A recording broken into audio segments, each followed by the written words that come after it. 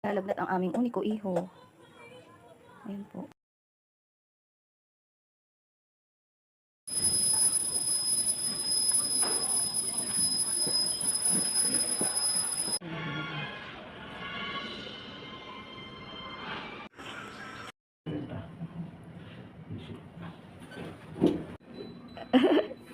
Ayun na, pasok na tayo.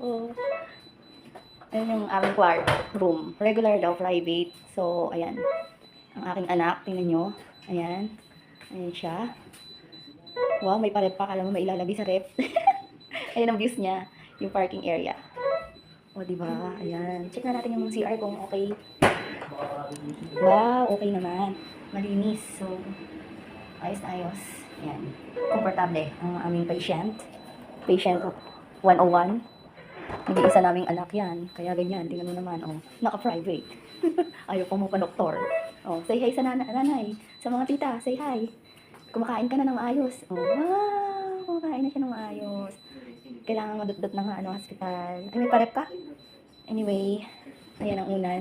So, hindi pa namin pinapalobo. Kasi, maghahanap ako ng pang... Hindi pinalolobo ba? Hindi. Ang tawag ito, kanin natin yung...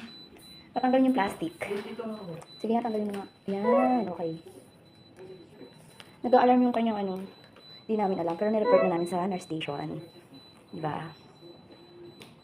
Sisirain niya ito. Igugupitin nga yan. Ayun, nakasealed kasi yan. So, maghanap tayo ng pang. Gunting mo. Kasi wala akong dalang gunting ngayon. Diba? Kumusta naman napakaramdam ng patient namin? Much better? Kaysa sa kanina, kahapon. Okay.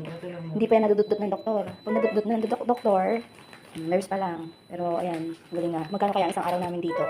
Abangan natin.